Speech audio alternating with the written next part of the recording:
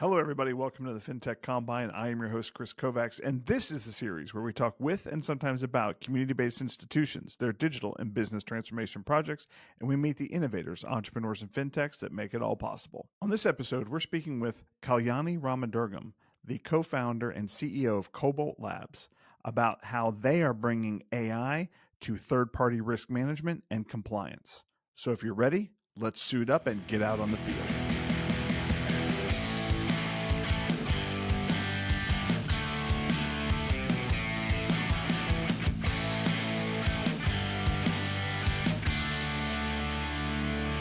Kalyani, welcome to the show. Thank you very much for joining us. Why don't you tell us a little bit about yourself and about your company, Kobalt Labs? Yeah, sounds great. Thank you for having me. So my name is Kalyani. I'm the founder and CEO of Kobalt Labs. Kobalt is an AI-powered platform that automates a lot of manual back office kind of automations around risk and compliance for financial institutions with a very large focus on all things third-party risk management. So most people don't wake up dreaming about conquering the risk management space. How did you get involved in this space? Yeah, absolutely. It was a kind of interesting roundabout way that kind of all led myself and my co-founder to this point. So I used to be an AI researcher at Stanford, kind of in academia, and I was mainly focused on how do we deploy models in areas of highly sensitive data. So it was focusing on things like healthcare and financial services and manufacturing. And after that, I spent a little bit of time at Apple Pay on their fraud team, where I was actually using AI to automate a lot of the, in their case, the sanction screening, anti-terrorism checks that they were doing for Apple Pay and the Apple Card. And around the same time, my close friend from college, Ashi, I also met at Stanford, she was at Affirm, kind of building a lot on their side. And we kind of just realized that even at these advanced fintech companies, there were still so many incredibly manual processes in the back office that just have so much potential to be almost completely automated with AI. Like it's just people who are so smart and have so many better things to do, like sitting down and combing through hundreds, if not thousands, of pages of documentation on a daily basis. And it was kind of just insane. And we realized that, especially for financial services, the tech that's doing a lot of this critical work or enabling people to do a lot of this critical work is so legacy and kind of so low quality that it isn't that much better than using a spreadsheet to begin with. It's a place to input your work.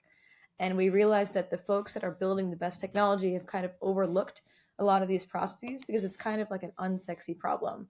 And so that was kind of the catalyst for how this all came about, and how it all turned into third-party risk management is actually because we essentially created this council of chief risk officers, chief compliance officers across financial services, across asset sizes, from credit unions to regional and community banks to fintech companies, and really just sat down with them and co-created, like, what would your ideal workflow be in some of these spaces, and what are the most kind of high risk and most manual processes that teams are really bogged down with. And third party risk management kind of emerged as the first need that we were going to solve because there's increased scrutiny. There was the recent interagency guidance on TPRM, and all roads were kind of leading to kicking off an initial solution to this very important problem that's only getting bigger as time goes on.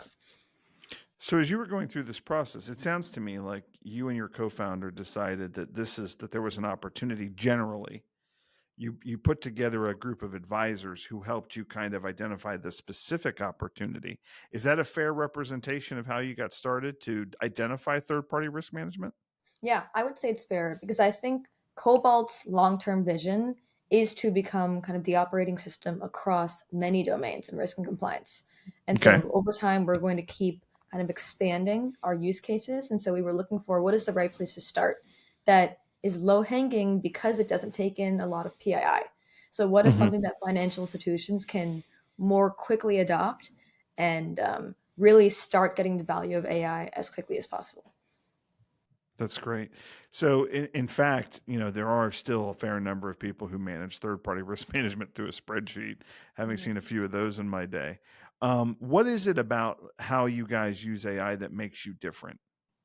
Yeah, that's a great question. I think even in the TPRM space, we're seeing a couple companies pop up that are claiming to kind of automate the process. And I think when you're working in this industry, you know, having a product that has AI in it is not, it's not only table stakes, but it's only kind of the beginning of the process. I think what Hmm. really sets us apart is number one, the emphasis that we put on building the product that enables our customers to do things in a way that regulators need to see. So everything done in Cobalt is extremely auditable, has kind of full end-to-end traceability of where information come from, who approved it, when humans override the AI Hmm. outputs, and how they're able to give feedback and kind of model the AI to follow their own unique processes. And so there's a really large element there. If Cobalt identifies an issue in a SOC report, for example, a CUEC that doesn't map, as a really easy example, instead of just saying we have this issue and you're going to have to remediate it, if you just tell somebody that there's an issue in this report, they still have to go through, figure out where it is, go to the right page, figure out exactly what's going on, and then take action. Versus if AI can actually immediately send you, open up the report, highlight the exact missing control, highlight what it's cross referencing, and just give you what you need instantly, then you don't need to take any time to verify it because it almost verifies itself and gives you the evidence.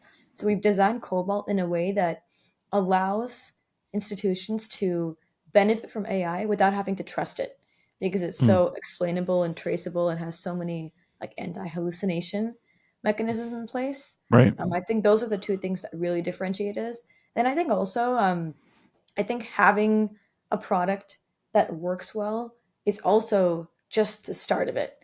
I Hmm. think when institutions are using Cobalt, how do we get into the conversation? Like regulators know about us. They've tested us out. And so we've spent a lot of time actually putting this in front of the right people and like building a layer of trust that can make people feel comfortable that they're using it. There's a community around folks that are using it. And so all of that stuff really just helps put people at ease because it's Hmm. it can be, while like I'm always advocating for it, it can be kind of scary to have your first like larger deployment of AI. Well, and you didn't start with an easily convinced group, right? You started with the risk Oh yeah. management and compliance teams. If Yes. there was going to be a group that kind of fought and dragged their feet on AI, it might be this group, right? So, what did you have to overcome for those first customers for them to say yes? Oh yeah, totally. And we're like, if we can convince you guys and get you on board, then we can really get in here. I think to initially say yes, I mean, when it comes to AI, the same hesitations and questions that came up then continue to come up now. Everyone is Okay. asking, they're concerned about data security. Hmm. We're uploading maybe not PII, but we're uploading, some of our internal policies and procedures and disclosures, things that are considered IP or not public, things they wouldn't want to become public. And Right. so they're always worried, is this something that's going to be trained into an AI model? Is there a risk that the credit union down the street is accidentally going to have that information surfaced to them through an AI model? We get those Hmm. kinds of questions all the time.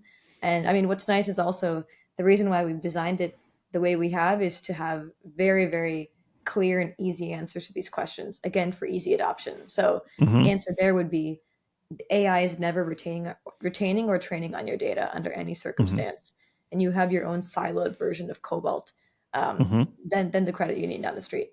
And so the way that we've set it up, I think, assuages a lot of that. I think other things that come up, people are always wondering, will regulators be concerned that we are outsourcing some of this work? And which is also a very valid question, which is why Hmm. that's not what's happening here. It's not that you're just outsourcing it and outsourcing the risk. It's impossible to outsource liability at the end of the day. Hmm. It's yours. But what you can do is show that you're using a tool that's actually making your team better at their job. Hmm. And so when we frame it that way and show that that's how we're designing it, it's actually a lot of those concerns that you think might come up and get a lot of pushback from risk and compliance folks kind of go away because we basically prove to them that we are lowering your risk, not increasing Hmm. it. So we're not just automating parts of the job, but we're actually lowering the risk and giving you consistency, Right. giving you transparency, and that's what they're looking for. Right. Yeah, I can definitely see application in a large credit union, right? The ability to automate and potentially make things more efficient. But for a Hmm. smaller credit union, I would bet it's more about really raising your game as it comes to compliance, right? Being Hmm. able to apply that thinking across all of your contracts and all of your policies and procedures. Do you notice that difference between Hmm. kind of working with a large credit union versus a smaller credit union Totally. or And a I think community bank for that matter? yeah, I mean, depending on the size of the institution, there's a different value add sometimes, and it Mm-hmm. kind of changes the more you go up the chain. So if you start Mm-hmm. with a massive one, they are maybe a little bit more willing to throw bodies at the problem. Like it's not Right. necessarily about budget or money. Of course, they don't want to overhire, but they can afford to. But what they're Right. looking for is when you throw too many bodies at the problem, you lose consistency, you have greater risk Mm. exposure, you have people, you know, honestly wasting them time doing manual work that is Yeah. the operational inefficiency compounds as teams get bigger, and it doesn't speed things up. So they're looking to just really just increase that speed to approvals because there's so much going on and they really need to solve big Right. problems. And so that's what we're, and of course, like, when there's 20 people doing this versus one, there's 20 more people who could make a mistake and overlook something. And so that's the kind of Right. thing that larger teams are looking at when they bring us in. And then the Mm-hmm. smaller ones, they care about speed and they don't want to overhire and all of these things, but they, especially in more rural areas, they can't, it's not even about the money, honestly, but they don't even have the local staffing to overhire sometimes. Right. There's a small number of people who are tackling a growing problem, and they're Mm-hmm. just trying to figure out how do we do more with less. We can maybe Mm-hmm. bring on a couple more people, but we're never going to be able to have a lot of people working on this, but our Right. responsibilities are also growing. So there's that aspect of it. How do we do more with less? Of course, they're thinking about how do we how do we work a little bit more quickly so that we can grow. I think one of my favorite kinds of banks or credit unions to work with is ones that are on the inflection point of growing. Mm-hmm.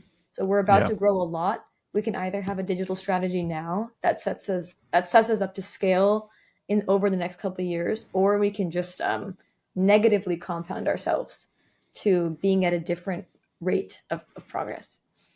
Yeah. I've definitely seen in my experience, right, where the organization is having to kind of wait in queue in order to get certain third parties evaluated and have them run through the compliance process.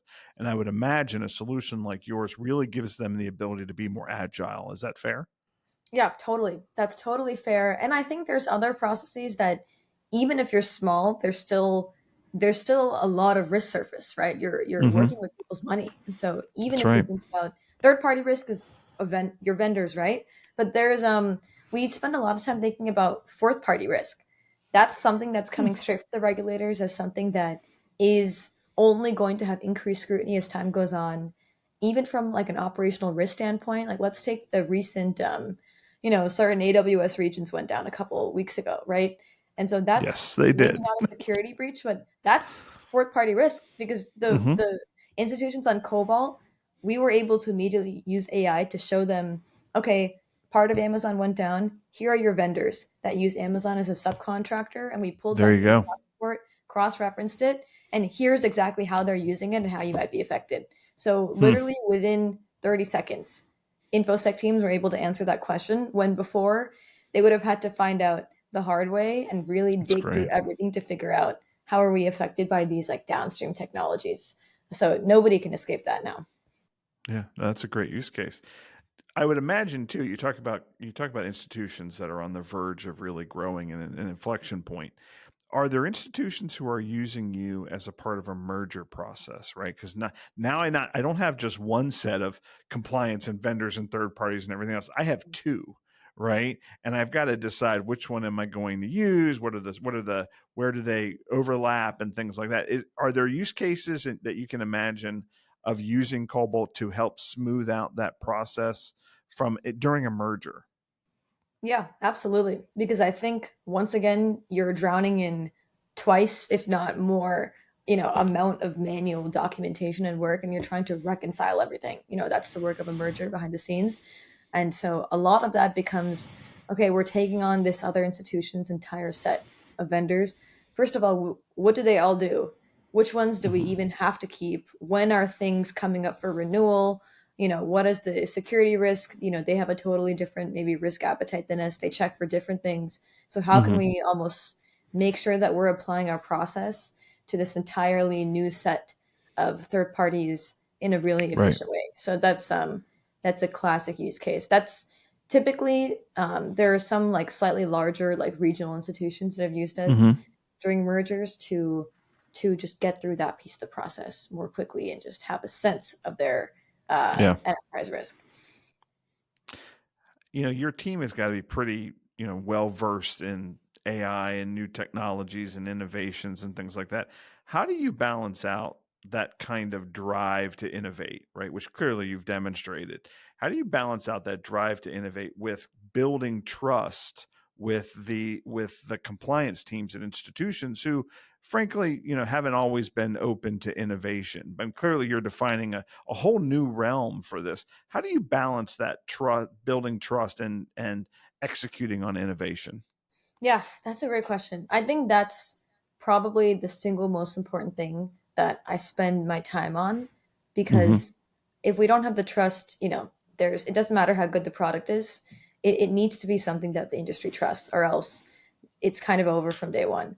And that's Mm-hmm. really also what sets you apart. And so the ways that we've worked on building trust, I mean, when it was slightly earlier days, we worked with early partners who were really willing to speak with other institutions about their experience with us. And nothing is Right. more valuable than that. At the end of the day, people say, okay, you, of course, want us to use your product. I want to talk to somebody who has used it. And so we have early partners who, even today, our growing set of clients, if someone is hesitant about Cobalt or worried or trying to figure out how it's going to be for them long term to work with us, I can only say so much. But what I can say is, hey, talk to one of these, any of these Right. folks who are open to talk to you, hear it directly Right. from them. Don't even believe me, hear from your peers. So I think the growth of referrals and just talking to peers has been great. And what's actually fun for me is that it creates this community and it teaches people what's possible. There are some credit unions, even from venture tech from Dallas, who they're Mm-hmm. excited about us and they're like, we want to see a demo, do all these things, but can we just hear from somebody who's been using you for a year how have things changed over that Right. period? And so Right. that's something that I can just say, I'm going to send you straight to this, like West Credit Union as an example. They've been amazing Mm-hmm. at being referrals and always being open to talking to folks about working with us. And that's been so valuable. So I think that the trust aspect of having people talk to their peers who deeply Mm-hmm. understand them is one. And then the other one is just transparency about letting people use the tool. I think Mm-hmm. for anyone watching this, if you're trying to figure out if an AI tool is going to work for you and they're pressuring you to make some kind of commitment to purchase it before doing like a proper pilot on your own materials, that's a really big red flag. And so I Mm-hmm. always say, again, I have, here's everything I have to say, but you don't have to believe me. Try it. And Right. like you will see for yourself how well it works. And that ultimately is the most important evidence of all. How long, once a credit union becomes involved with you, how long does it take for them to start seeing value out of that new relationship? Within 2 weeks. We Within have 2 weeks.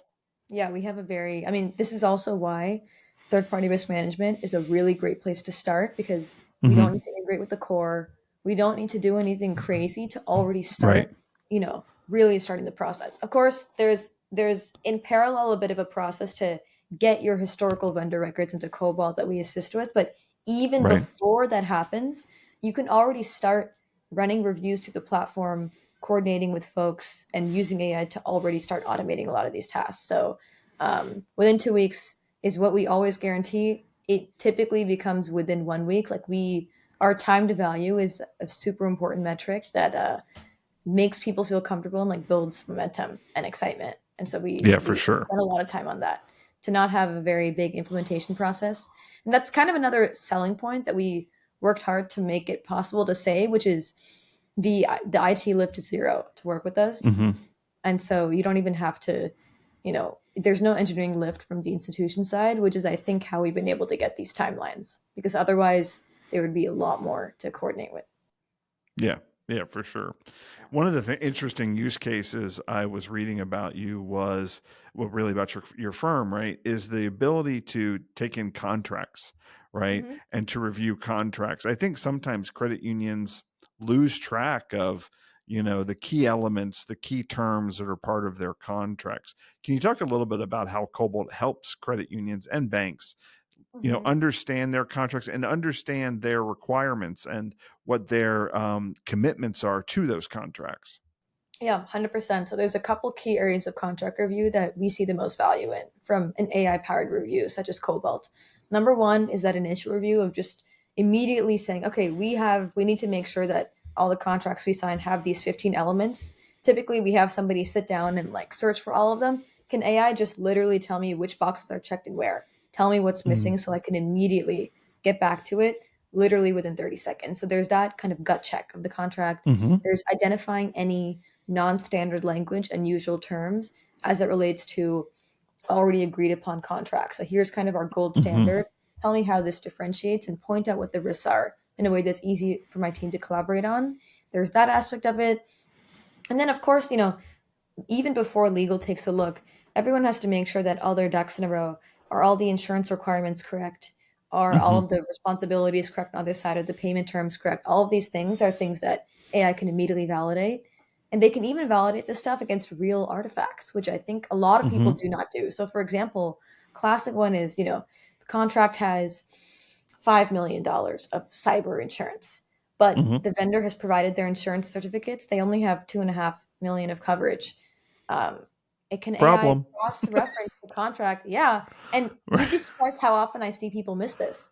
And so, can Wow. AI just cross-reference the contract against the actual artifacts to actually make sure they're being upheld? That's a step Mm-hmm. that a lot of people miss that comes to bite you later. So that's one aspect. And then the other big thing is the organizational aspect of contracts, which is an absolute nightmare. I mean, forget about banks and credit unions, even the most advanced fintechs. One of our clients is a public company. They're a massively publicly traded fintech company, and Mm-hmm. they were missing renewal deadlines Yes. because people were manually pulling things out, typing them in spreadsheets, typing them something else. There was no unified source of truth. People were making typos with these dates. They weren't getting Mm-hmm. notified properly because it was spreadsheets that people were checking, and that was a really big problem. So we basically use AI to, when we screen the contract and cross reference it, we will automatically extract all the metadata that's important. Notification timelines for renewal, expiration, termination, any other kinds of issues. And we will automatically pull out all the key dates, create notifications 30, 60, 90 days ahead of those dates, assign Mm-hmm. those notifications to the right person. So it's already done. You just have to Mm. review and say, yes, these dates look right. And then that contract is already kind of 90% of the way there. Somebody can put their eyes on it, make sure everything else checks out, but they're starting from the 95% mark instead of the zero mark. So there's always a human in the loop here, which is really important, but Mm-hmm. their work kind of shifts to their true expertise rather than just these very redundant checks that's really not worth their time. Right. And I can hear in the back of my mind, I hear this somebody saying, well, Kalyani, I can just take my contract and put it in a chat GPT and it'll tell me what are, potentially poor terms. But the difference in my mind is that you guys are doing that based on the policies of the organization and being able to say, this is where the contract you're looking at is potentially outside the policies that you've established. Is that fair? That's totally fair. And I think we get some of these questions too from folks that say, Mm-hmm. you're, as part of our AI strategy, tell me where I can just plug in GPT or Copilot, Yeah. where I need to buy a tool. That comes up all the time. So you're bringing up a good Mm-hmm. point. And the response there is actually pretty simple if you zoom out and think about what we're trying to accomplish. So if an institution is just looking to review documents, like one-off documents here and there, then they don't need us. They should just use GPT. And they're not actually the right fit to use a tool like Cobalt. Where Right. we bring the most value is when you need a platform, right? At the end of the day, Mm. you need a tool where people are storing their work, collaborating on their work, interacting with their work, and looking at historical records. And so Yeah. that's something you need a platform to do. So it's beyond just finding gaps in a contract. It's comparing a contract against the documentation. comparing it Right. against other contracts, sharing it with folks and tracking those risks over time, setting notifications within the platform for the right folks. And then as you're Right. working with more vendors, how do you see this in aggregate across the 150 critical vendors that we're managing? Which ones are coming up for renewal? How can I see my bird's eye view of everything that's happening? And so, Mm-hmm. and how can AI agents traverse between all these vendors and tell me what's common and the risks that I'm seeing that are common over all of these? And so I think that aggregate platform is where you start to see the real value, I think, more than one-off reviews. Yeah, for sure. For sure. Where do you think this goes in the next 3 to 5 years? I mean, and that's really hard to say as fast as things are moving. But as you're looking at as a leader, with a product leader, and you're looking out over the horizon, where do you think we're headed from an AI compliance, third-party risk management perspective?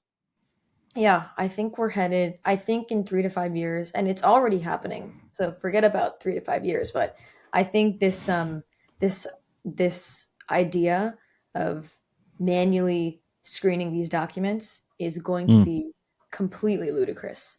There are some Mm-hmm. institutions that are quite forward thinking and already see things that way, and there are some that are waiting for the right time to start making the shift to these more efficient processes. But it's just going to feel crazy, honestly. And no one is Mm-hmm. going to want to work for an institution that is making them do this manually. Like it's going to Yeah. flip that way. And then there Right. will be kind of no tolerance for someone saying, hey, give me a couple hours to review this SOC report. Like, no, this, you can use AI to pull out all the CUECs, pull out all the exceptions, manage all of your controls within 10 minutes. And that's going to be the standard of the speed of work that's being done. And so I think that's a really critical way that I think the whole industry is going to shift in seeing what is table stakes and what isn't. I think even things like generating reporting on top of all of these things that are highly, highly manual today, but really Mm-hmm. entail slicing and dicing documentation, things like that are just going to be part of the foundational tooling that people are using. And that's just going to be an automated process. On the TPRM side, I think we're also going to see a shift to continuous monitoring. And that's something that we've already kind of started to build and are just going to keep doing it. So, for example, with Mm-hmm. Cobalt, maybe pre Cobalt, there are people that have to make sure they're doing some research. Okay, for our critical vendors, is there any adverse media associated with them as we do our Mm. routine reviews? I think Right. that kind of that reactive work is going to shift to relying on tools like Cobalt or AI driven tools to say, alert me when any of my vendors are involved with any kind of consent order or security breach or Mm. any kind of adverse media litigation. Don't Yeah. wait for us to go find out, or even worse, don't wait for the vendor to tell us 2 weeks after it's too late.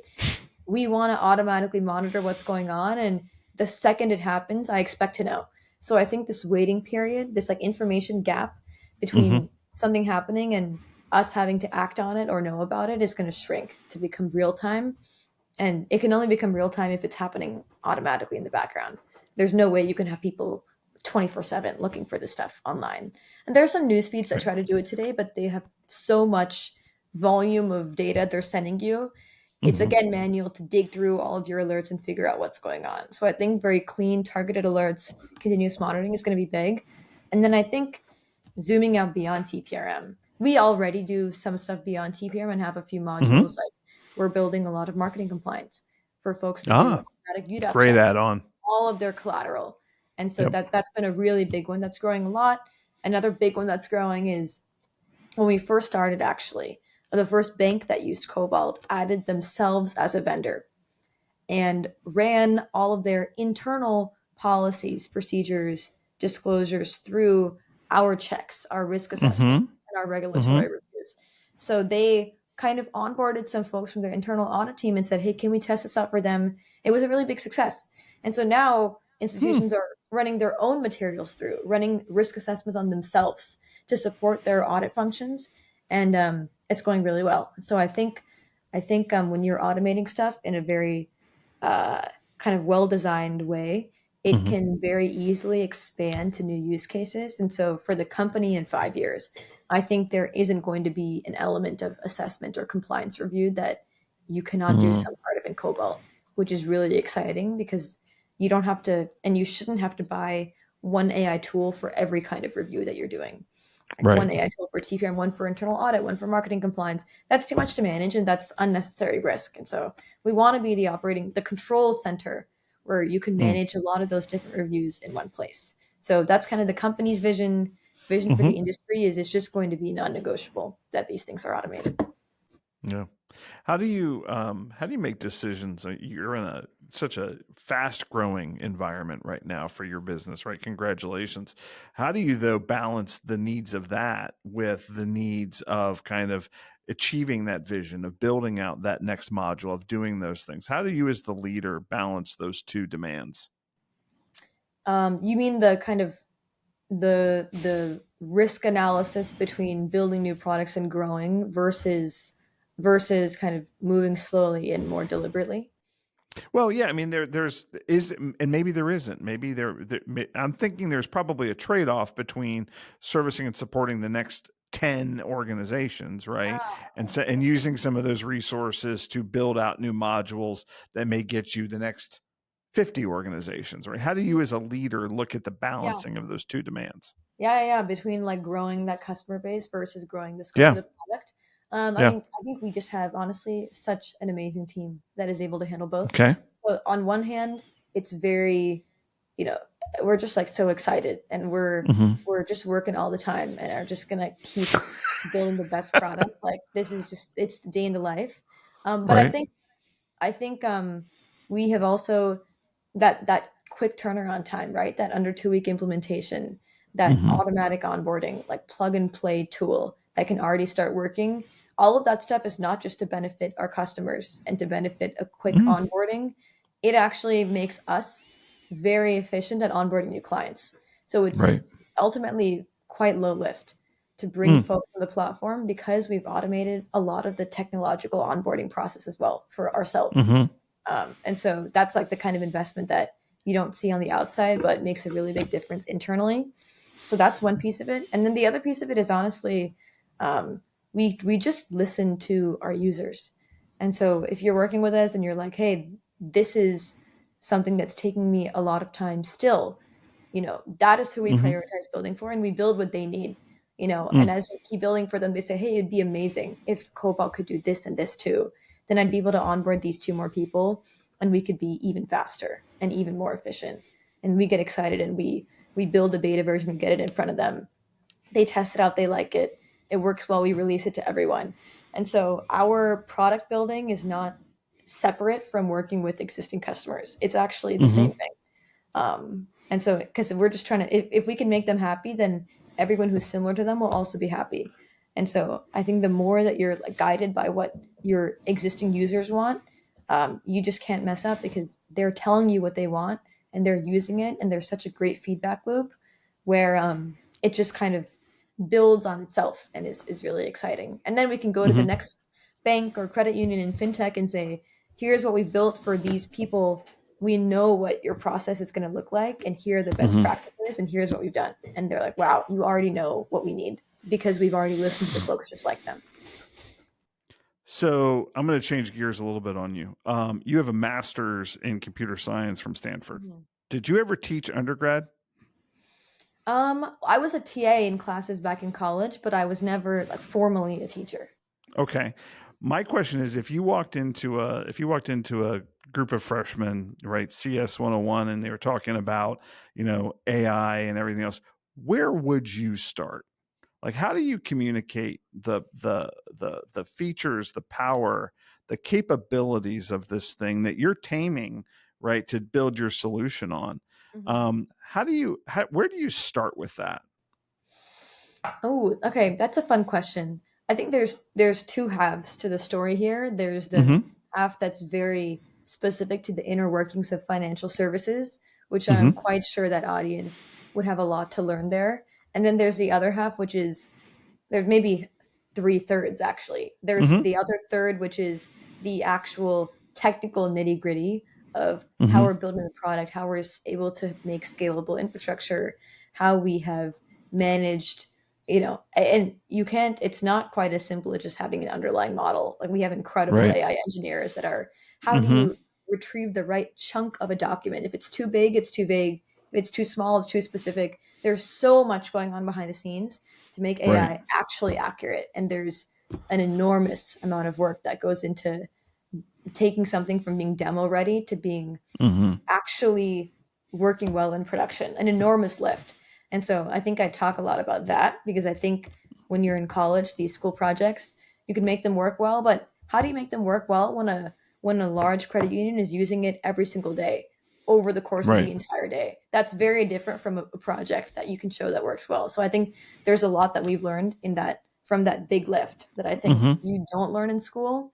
So there's that aspect of it. And then maybe the third one is really just thinking about how do you make sure that you're actually, and this is not necessarily a computer science problem, but it's a product problem, which is how do you make sure that you're actually building what these people want?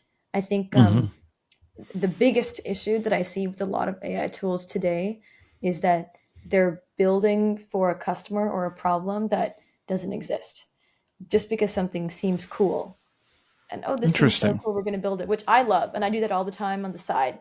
And I did that all the time. But I think when you're trying to, if you're interested in building a business, then nobody wants AI for the sake of AI, actually. Some people may say they want it, but as quickly as they adopt it, they're going to let it go. It's not going to have staying power because the business case isn't there.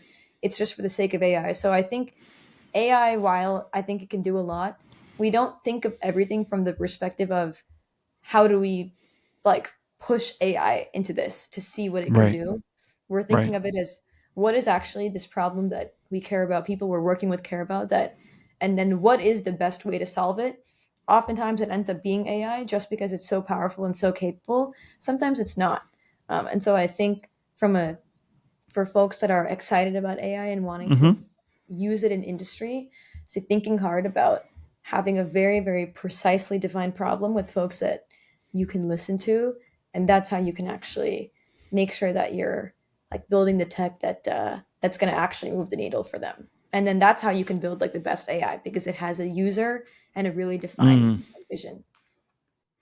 Is there a common set of objections you typically have to overcome when you go into a new institution and you're like, yes, we're using AI, and like, oh yeah, we've seen all that before? Like, is there a set of common things you've got to overcome and you've got to like demonstrate for them and be like, well, let me explain a little bit more about what's happening? Absolutely. And I would say it follows a script, to be honest. Okay. I've never heard a question that at this point now, I don't hear questions that I have not heard before. And we have what's really nice is we've heard them so many times. We've created the right collateral internally. We're like, here are all of the questions you're going to ask. Take this document and then you can come to me. So they're always asking, right? Data security, hallucination, traceability. What do regulators think? How can I prove that it works well? How do I make sure people don't over rely on it and start making mistakes and get lazy? How can I make sure people are still learning? I get these questions all the time.